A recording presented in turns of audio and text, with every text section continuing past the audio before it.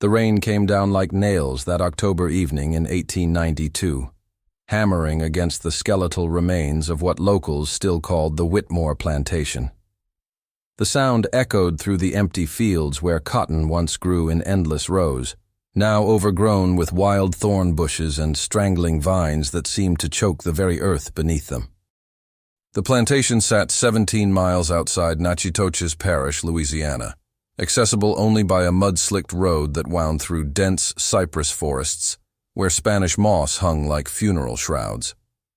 By the time autumn arrived that year, most travelers had learned to avoid this route entirely, not because of the condition of the road, though it was treacherous enough, but because of what they felt when passing those rusted iron gates, still bearing the ornate W that had once represented prosperity and power.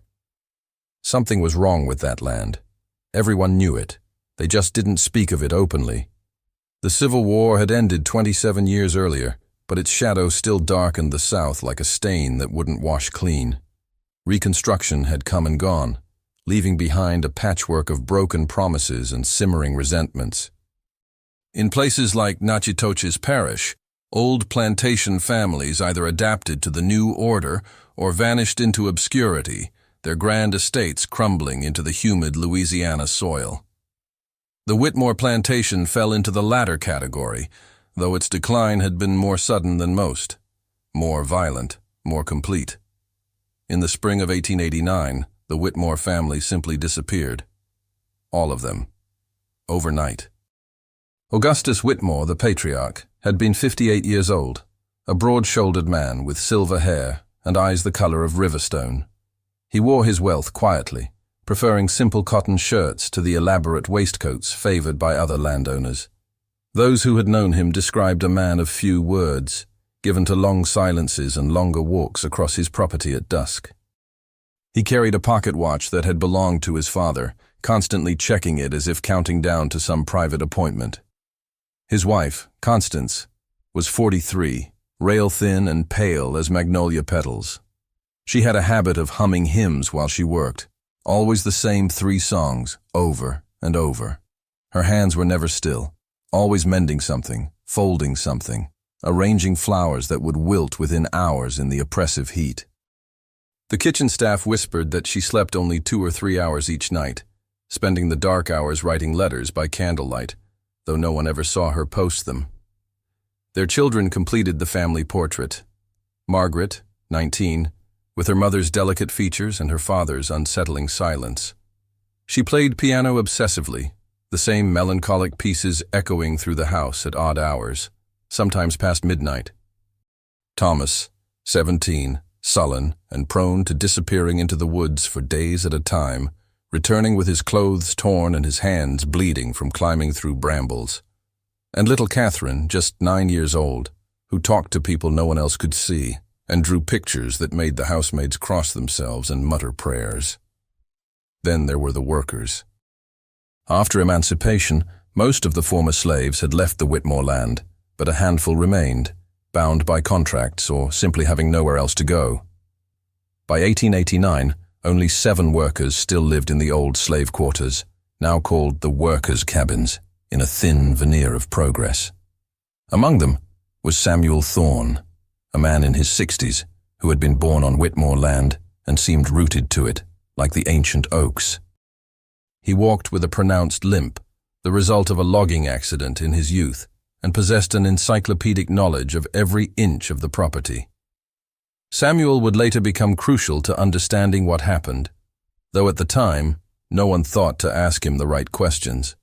The disappearance itself was discovered by Reverend Josiah Blackwood, who arrived at the plantation on a Sunday morning to inquire why the family had missed services for 3 consecutive weeks. This was unusual. Augustus Whitmore, for all his peculiarities, had never missed Sunday service. Religion might have been the only thing he seemed to truly fear. Reverend Blackwood was a tall, gaunt man of 45, with the kind of face that looked perpetually concerned. Deep lines carved into his forehead, from years of bearing other people's burdens. He wore round spectacles that constantly slipped down his nose, which he would push back up with his index finger in a nervous, repetitive gesture. He had served the parish for 12 years and prided himself on knowing every family, every secret, every sin whispered in confession. But he wasn't prepared for what he found that morning. The main house stood silent, its windows dark despite the morning sun. The front door hung slightly ajar, creaking on its hinges with each gust of wind. Reverend Blackwood called out, his voice swallowed by an unnatural quiet that seemed to press down on the property like a physical weight. He entered carefully, his footsteps echoing on the hardwood floors. Nothing appeared disturbed. The furniture sat in its proper place. Breakfast dishes were still on the dining room table, though the food had long since rotted, covered in a grey-green film of mold and swarming with flies. A Bible lay open on Augustus's desk, a passage from Revelations underlined so heavily the pen had torn through the paper. In the parlour, Reverend Blackwood found Margaret's piano.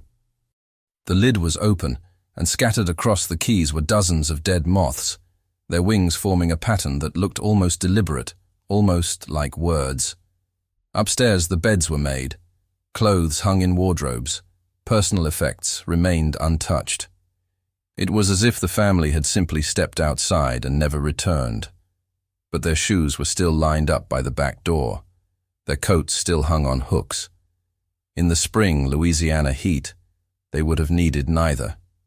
But still, it was wrong. Everything was wrong. Reverend Blackwood stumbled from the house, his face the color of old cheese, and rode directly to the sheriff's office in town. Sheriff William Garrett was a practical man, 42 years old with a thick mustache and hands scarred from years of breaking up tavern fights. He didn't believe in ghosts or curses, or any of the superstitious nonsense that plagued rural parishes. He believed in evidence, in logic, in things he could see and touch and understand. He organized a search party. 20 men combed through the plantation grounds, beating through the overgrown fields, dragging the nearby pond, searching the woods. They found nothing. No bodies, no blood, no signs of struggle. It was as if the Whitmore family had been plucked from existence by an invisible hand. The workers' cabins were empty too. All 7 workers had vanished along with the family, though their absence raised fewer questions and garnered less concern. This was Louisiana in 1889. The disappearance of black workers barely warranted a footnote in official reports. But Samuel Thorne wasn't among the missing. He had been visiting his daughter in town that weekend, and when he returned to find everyone gone, he refused to set foot on the property again. He would only speak of it once, to a newspaper reporter who tracked him down 3 months later. "Something was wrong with that land long before the Whitmores disappeared," Samuel had said, his voice barely above a whisper. "The earth doesn't forget. It holds on to things. Terrible things. And the Whitmores, they were digging, always digging, looking for something that should have stayed buried." When pressed for details, Samuel would only shake his head and repeat a phrase in a language the reporter didn't recognize. Later research suggested it might have been a West African dialect, possibly Yoruba, though no translation was ever confirmed. The reporter published a small article that was largely ignored. Sheriff Garrett officially closed the case after 6 months, listing the family as missing, presumed dead, though no death certificates were ever issued. The plantation was seized for unpaid taxes and fell into abandonment. For 3 years, the Whitmore plantation sat empty, slowly being reclaimed by the Louisiana wilderness. Locals gave it a wide berth. Teenagers who once might have dared each other to explore the abandoned buildings wouldn't go near it. Dogs would bark and refuse to cross onto the property. Birds seemed to avoid flying over it. Then, in October of 1892, a land speculator named Harold Finch arrived from New Orleans with plans to purchase the property at auction and subdivide it for sale. He was a small man with oversized ambitions, 31 years old, wearing a suit too fine for the country, and carrying a leather portfolio stuffed with contracts and surveys. Harold Finch didn't believe in ghost stories. He believed in opportunity. He hired 2 local men to help him survey the property. They worked for exactly 43 minutes before both men dropped their tools and walked off the job, refusing to explain why. Harold could only report that they had turned pale as milk after opening the door to the old root cellar. Annoyed but undeterred, Harold decided to investigate the cellar himself. He descended the rotting wooden steps into the darkness, striking a match to light his way. The flame cast dancing shadows on walls thick with moisture and black mold. The cellar had been used for storage, cool and dark, perfect for preserving food through the brutal summer months. Broken mason jars littered the dirt floor. The smell of decay and earth filled the confined space. But at the back of the cellar, hidden behind a collapsed shelf, Harold found something that stopped him cold. A wooden box, roughly 3 feet long and 2 feet wide, locked with a rusted padlock. The wood was warped from moisture but still intact. And carved into the lid, in letters that looked like they'd been gouged by fingernails rather than a proper tool, were 3 words: "Do not open." Harold Finch stood in that cellar for a long time, staring at those words. The match burned down to his fingers, and he dropped it, plunging himself into darkness. In that darkness, he later told a friend, he heard something, a sound like breathing, like something waiting. He fled the cellar, left the property, and immediately withdrew his bid at auction. When asked why, he would only say that some opportunities weren't worth taking. He returned to New Orleans that same evening and never spoke publicly about what else he might have seen or heard in that cellar. But word spread, as it always does in small towns. And 3 weeks later, on a cold morning in late October, a 14-year-old boy named Michael Crane, eager to prove his courage to his friends, snuck onto the Whitmore property with a crowbar tucked under his jacket. He told his mother he was going fishing. He told his friends he was going to open that box and prove there was nothing to fear. Michael Crane never came home. They found him 2 days later, collapsed in the overgrown cotton fields, still clutching the crowbar. He was alive but unresponsive, his eyes open and staring at nothing, his lips moving silently as if reciting something over and over. His hair, which had been dark brown, had gone completely white. He remained in that catatonic state for 16 days before he finally died, never having spoken a coherent word. But the doctor who examined him noted something peculiar in his report. The boy's fingernails were packed with dirt and bits of paper, as if he'd been clawing at the ground. And when they cleaned his hands, they found ink stains on his fingers, though he'd brought no paper or writing implements with him. In his jacket pocket, they found a single fragment of yellowed paper, torn from something larger. The handwriting was elegant, feminine, slanted to the right in the style of someone educated in a finishing school. Only a few words were legible. Beneath the chapel floor, God forgive us, it screams. That fragment would eventually make its way to the Parish Historical Society, where it sits in a file to this day, catalogued and preserved but never explained. Because no one knew which chapel the note referred to. There was no chapel on the Whitmore property. There never had been, or so everyone thought.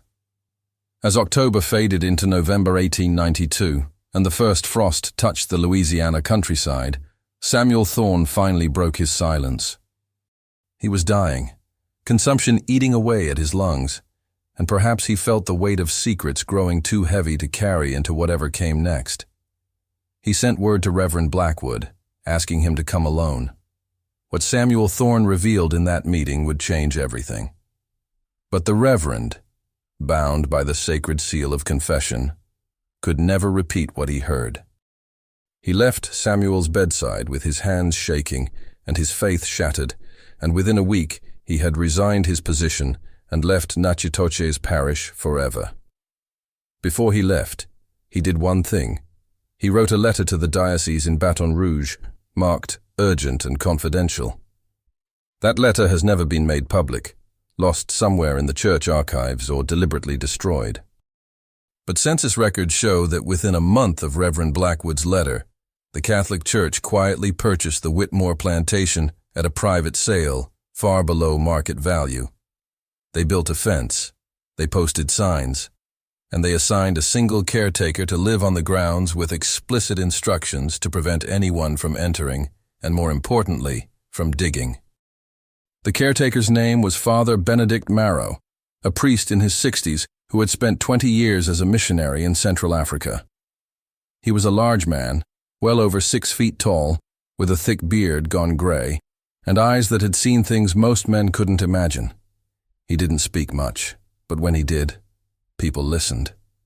Father Marrow moved into a small cottage built near the plantation's entrance, as far from the main house as possible while still maintaining watch. He was occasionally seen in town, purchasing supplies, always alone, always watchful. Children were warned to stay away from him, not because he was cruel, but because of the way he looked at people, as if seeing something beneath their skin. And sometimes, on quiet nights when the wind was still, people living near the old Plantation Road claimed they could hear Father Marrow praying. Not the usual prayers, but something older, something in Latin perhaps, chanted over and over until dawn. The Whitmore plantation should have faded into history at that point. Forgotten. Buried. But secrets, like corpses, have a way of rising to the surface. On November 15, 1892, a violent thunderstorm swept through Natchitoches Parish. Lightning struck the old Whitmore main house, and in the chaos of wind and rain, part of the structure collapsed. When the storm passed, the eastern wall had crumbled inward, revealing what had been hidden in the space between the walls. Letters, hundreds of them. Maybe thousands.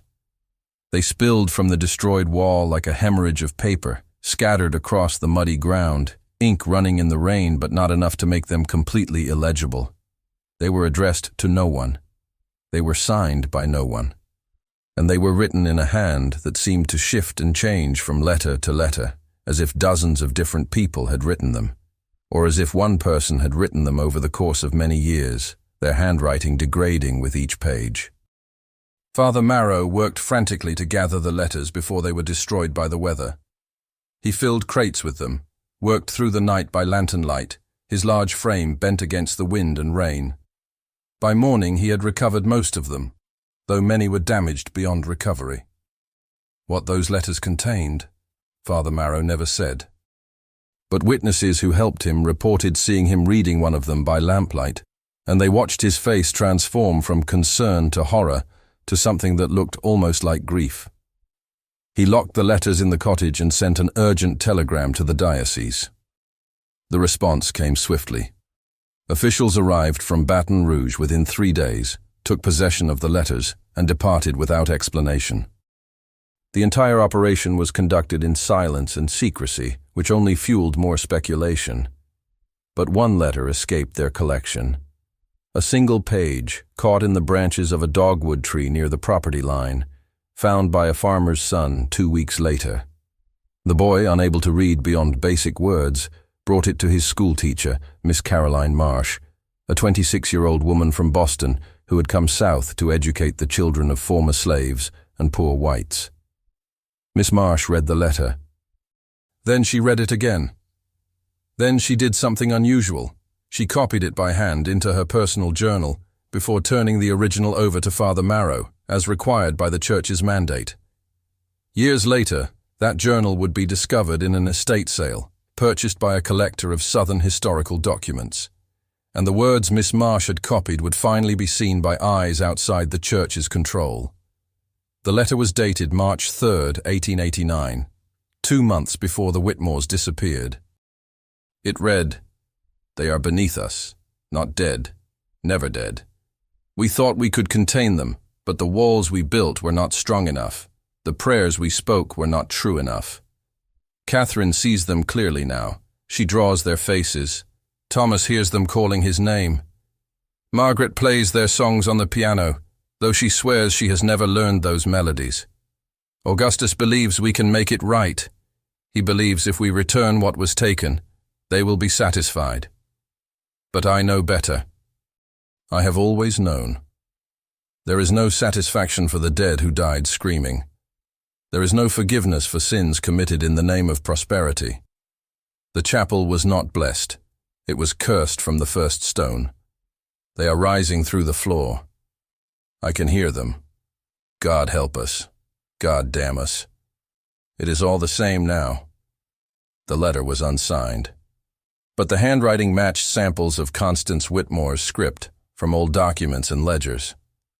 And those words, the chapel, kept appearing. The chapel that didn't exist. The chapel no one had ever seen. Father Marrow increased patrols of the property after the letters were discovered. He hired 2 men from town to help him maintain the fence and watch for trespassers. But on December 1st, 1892, both men quit without explanation. Father Marrow was alone again. That same week, children in Natchitoches Parish began singing a song that no one could identify the origin of. It spread through the schoolyards like fever, passed from child to child. The lyrics were simple, repetitive, sung to a melody that was somehow familiar and foreign at once. Down beneath the cotton rose, where the hidden chapel grows, 7 souls and 5 did fall, screaming through the earthen wall. Teachers tried to stop the children from singing it. Parents punished their children for repeating it. But the song persisted, as children's songs do, taking on a life of its own. And people began to wonder. 7 souls and 5. The Whitmore family was 5 people. The workers who disappeared numbered 7. 12 souls total. What did the children know that the adults didn't want to admit? On December 10, 1892, Father Marrow broke his silence. He wrote a letter to Bishop Alexandre in Baton Rouge, a letter that bypassed normal church channels and protocol. In it, he stated plainly that the Whitmore property could not be secured, that something had been set in motion that he did not have the authority or knowledge to stop, and that the church must either commit to a full investigation or burn the entire plantation to the ground and consecrate the ashes. He ended the letter with a sentence that would haunt those who read it.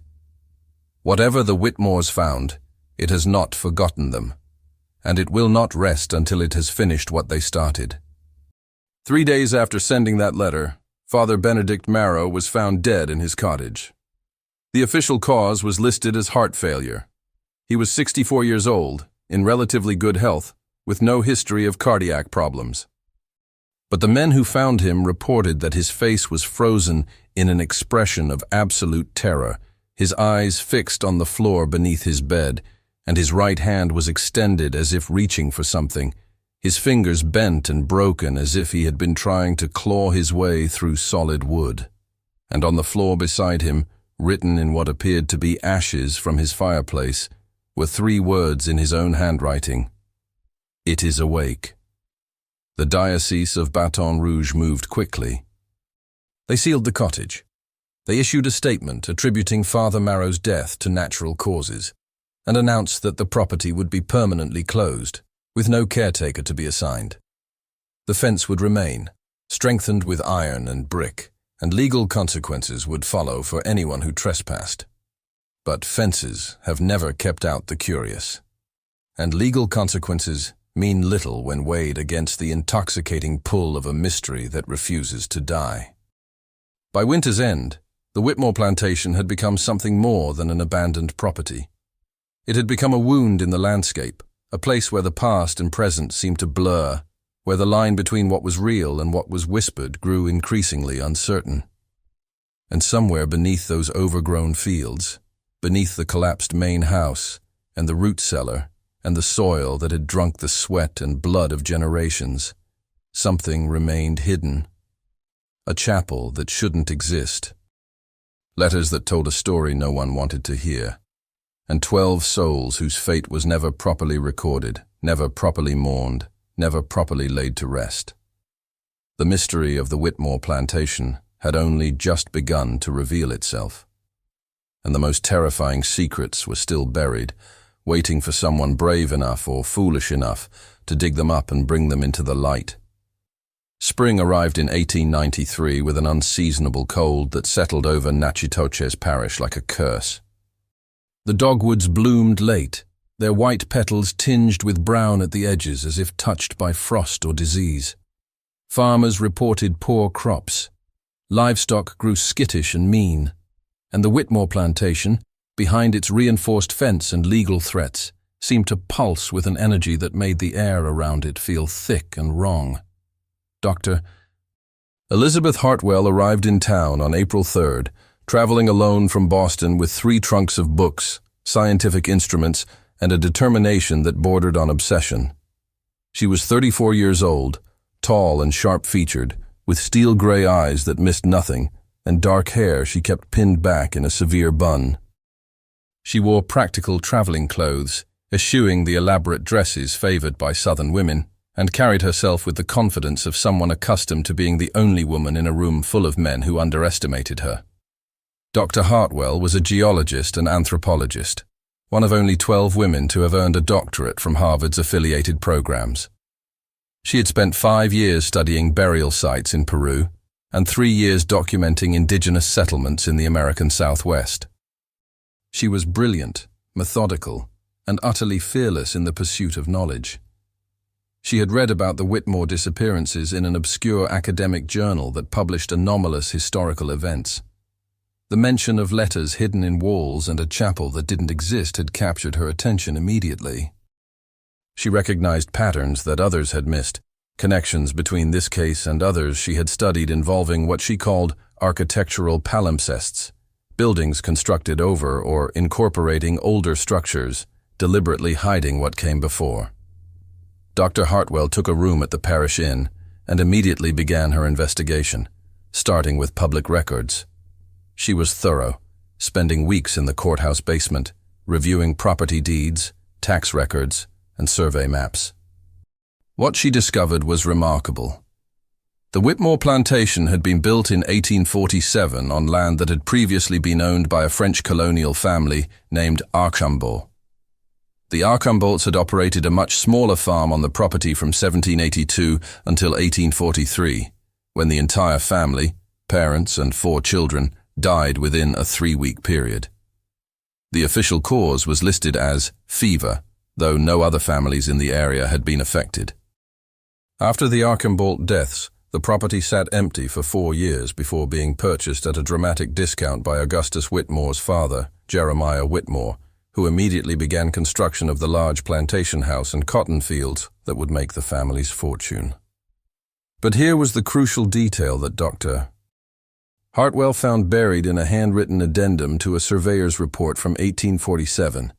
Before construction began, Jeremiah Whitmore had ordered the demolition of one stone structure of uncertain purpose, approximately 30 feet by 20 feet, with a cross mounted above the entrance. A chapel. There had been a chapel. The surveyor's notes continued. Structure was built partially below ground level, accessed by stone steps. Mr. Whitmore insisted on complete demolition and filling of the foundation. Difficult work. Men reported unpleasant odors and refused to work after dark. Foundation filled with clay and covered. The chapel had not been destroyed. It had been buried. Dr. Hartwell felt the thrill of discovery course through her veins. She copied the documents meticulously and began searching for any information about the Archambault family. What she found chilled her despite the academic distance she tried to maintain.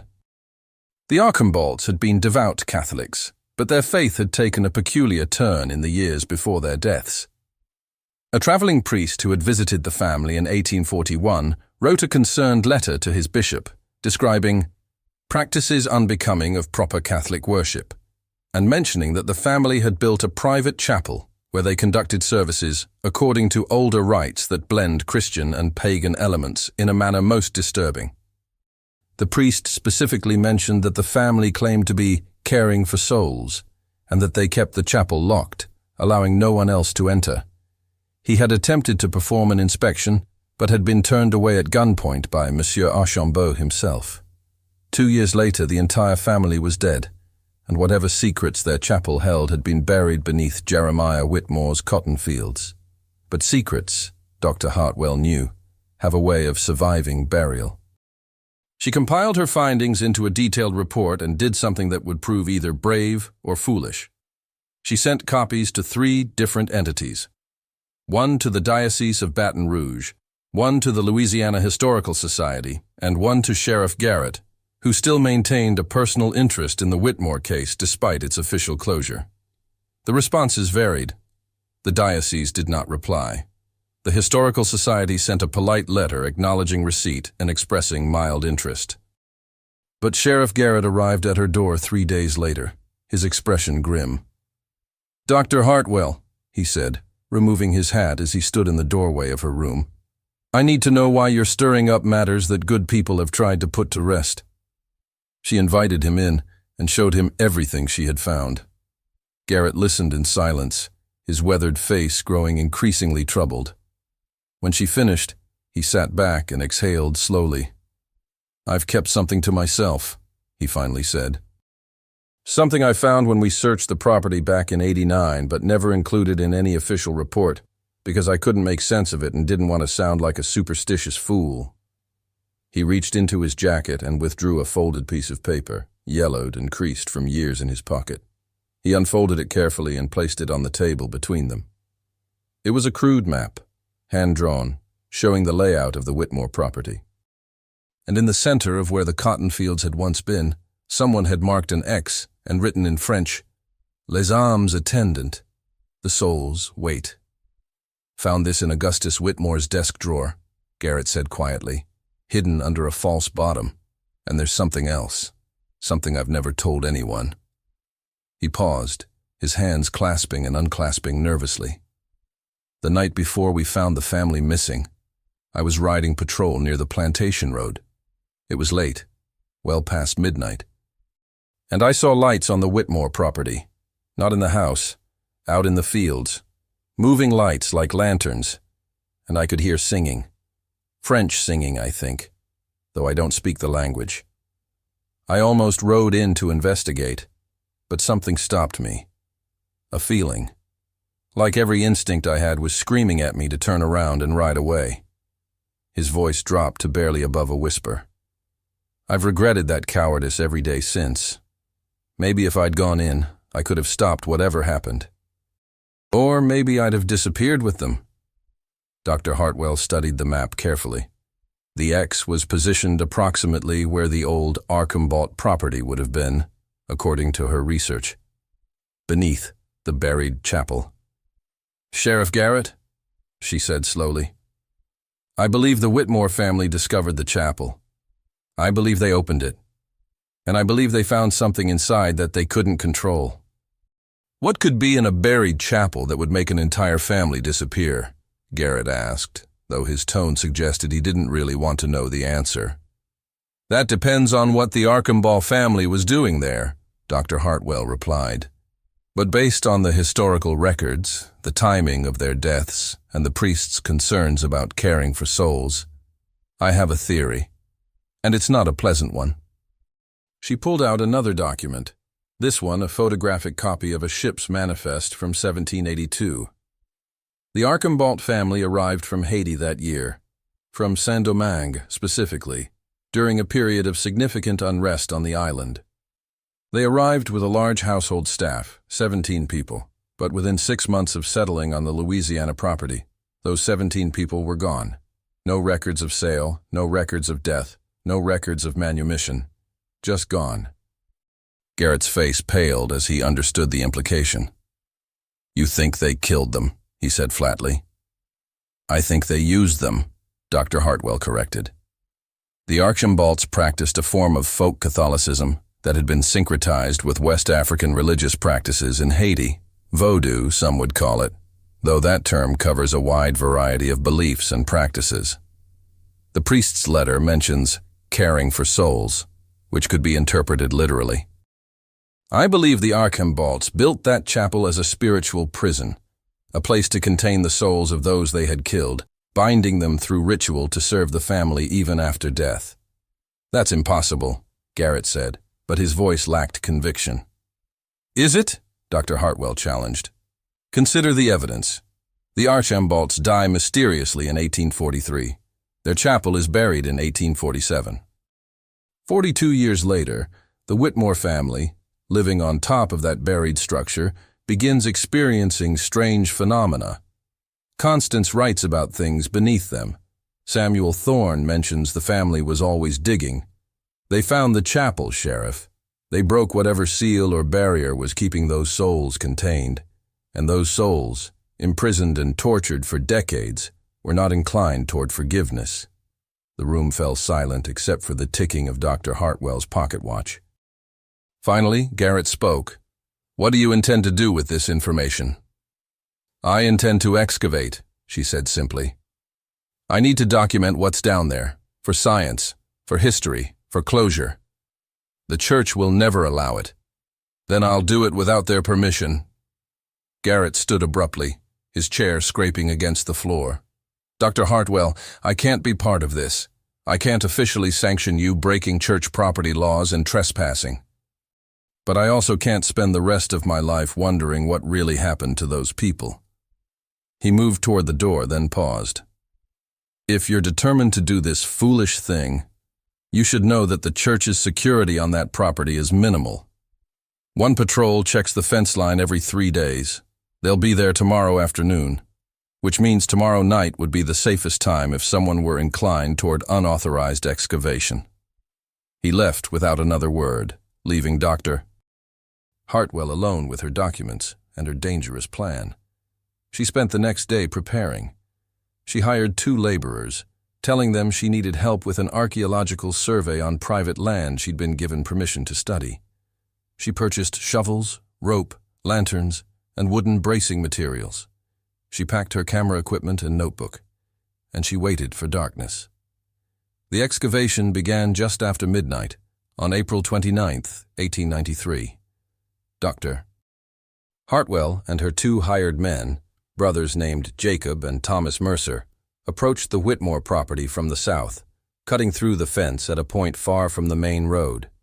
They carried their equipment across the overgrown fields, guided by Dr. Hartwell's careful calculations about where the chapel should be located. The ground was soft from recent rains, which would make digging easier but also more dangerous.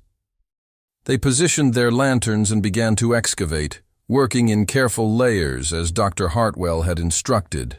She documented everything with photographs and detailed notes, measuring depths and soil composition with scientific precision. They dug for 3 hours before Jacob's shovel struck something solid.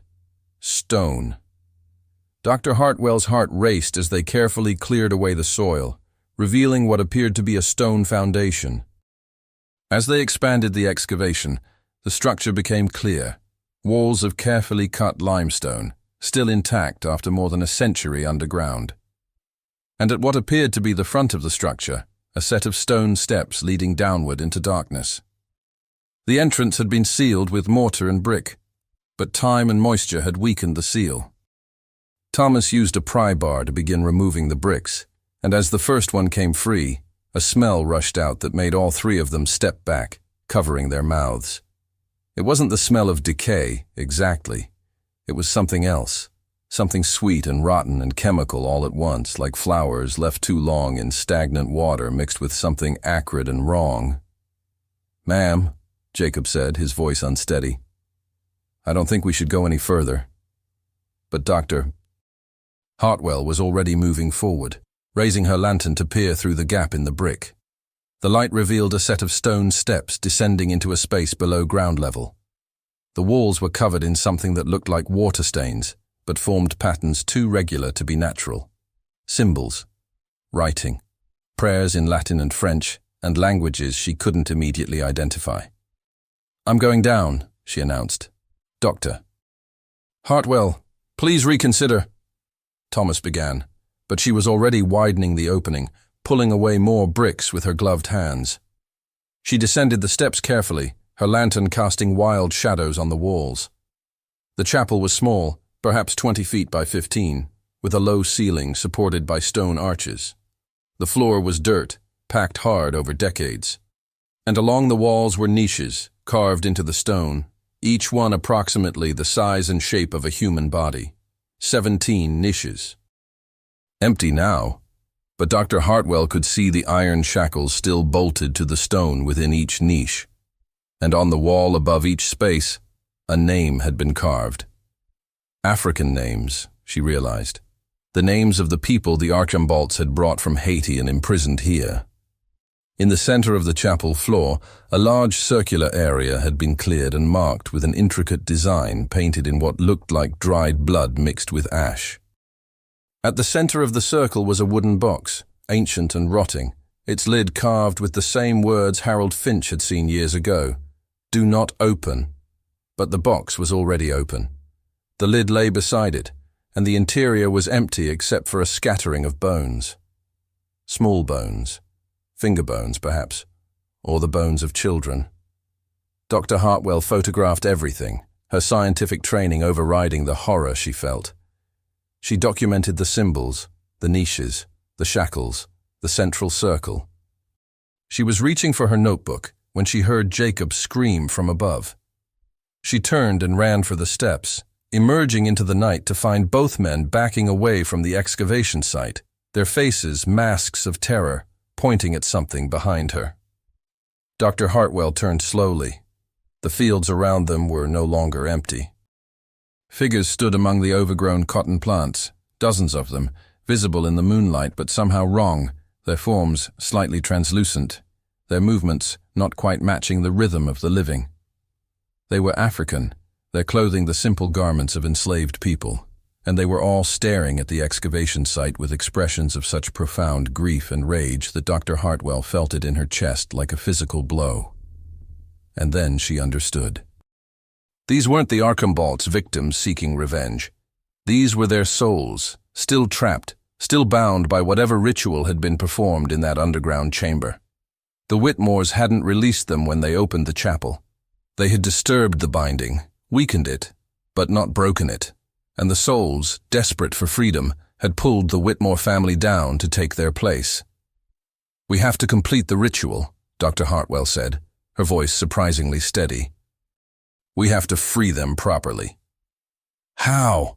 Jacob demanded, his voice cracking with fear. Dr. Hartwell descended back into the chapel, the spectral figures watching but not following. She studied the symbols on the walls with new understanding, recognizing now that they weren't just decorative. They were instructions, a ritual of binding that required specific components to reverse: the bones in the center, the blood circle, the names on the walls, and something that had been removed, something the Whitmores had taken, perhaps, trying to break the spell for their own purposes. She searched the chapel frantically, her lantern casting desperate shadows. And there, in one of the niches, she found what she was looking for: a leather pouch, hidden behind a loose stone. Inside were small objects, locks of hair, pieces of cloth, a dried flower, personal items that had belonged to the victims. These were the anchors, the physical connections that bound the souls to this place. Dr. Hartwell gathered them carefully and brought them to the center circle. She knew enough about sympathetic magic from her anthropological studies to understand the principle. What connects can disconnect. What binds can release. She arranged the items around the bones, recreating what she thought the original binding might have looked like. Then, reading from the Latin prayers written on the walls, she spoke the words of release, adapting them as best she could from binding to unbinding. The air in the chapel grew impossibly cold. The lantern flame guttered and nearly went out. And Dr. Hartwell felt something shift, like a great weight lifting, like chains breaking after decades of strain. She heard voices then, not threatening but grateful, speaking in languages she didn't know but whose meaning was clear. "Thank you." Finally. Free. When she emerged from the chapel, the fields were empty. The spectral figures were gone. The oppressive atmosphere that had hung over the property had lifted, leaving behind only ordinary Louisiana night air, heavy with humidity and the sound of crickets. Jacob and Thomas were sitting on the ground, still shaking, but alive and unharmed. Dr. Hartwell gave them a moment to recover, then set them to work filling in the excavation. They worked until dawn, covering the chapel once more, though this time the burial felt like a funeral rather than a concealment. Dr. Hartwell never published her findings. The photographs she took that night were locked in a safe deposit box with instructions that they not be released until 50 years after her death. Her official report to the Historical Society mentioned only that she had conducted preliminary surveys of the Whitmore property and found no significant archaeological evidence. But she did write one document, a sealed letter to the Diocese of Baton Rouge, explaining what she had found and what she had done. She included detailed instructions for how the site should be maintained and suggested that proper prayers be said and the land consecrated with full knowledge of its history. The church responded by purchasing additional land around the Whitmore property, expanding the restricted area, and commissioning a small memorial chapel to be built nearby, above ground this time, properly blessed, dedicated to all souls who suffered in this place. Sheriff Garrett retired the following year. Before he left office, he officially closed the Whitmore case with a final report that attributed the disappearances to unknown circumstances consistent with foul play by persons never identified. It was as honest as he could be while maintaining his credibility.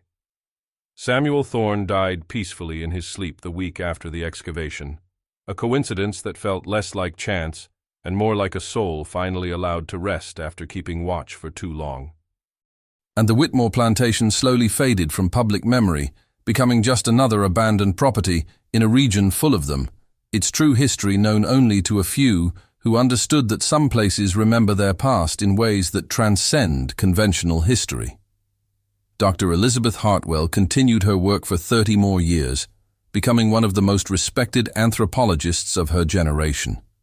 But she never returned to Louisiana. Some doors, once opened and properly closed, should not be disturbed again.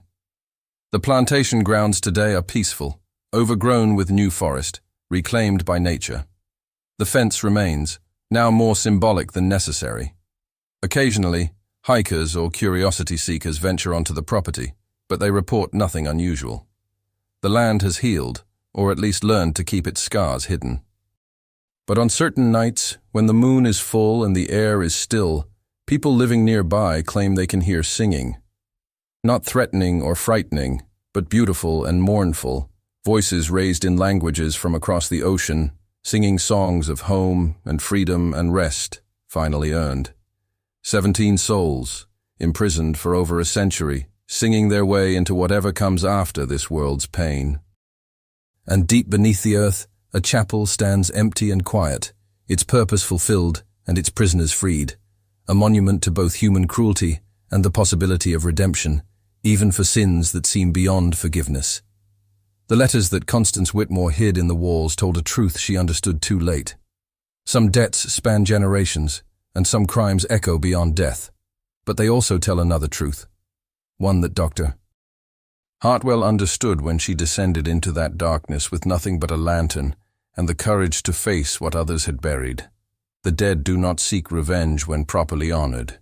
They seek only recognition, remembrance, and release. The Whitmore family paid the price for disturbing forces they didn't understand and couldn't control.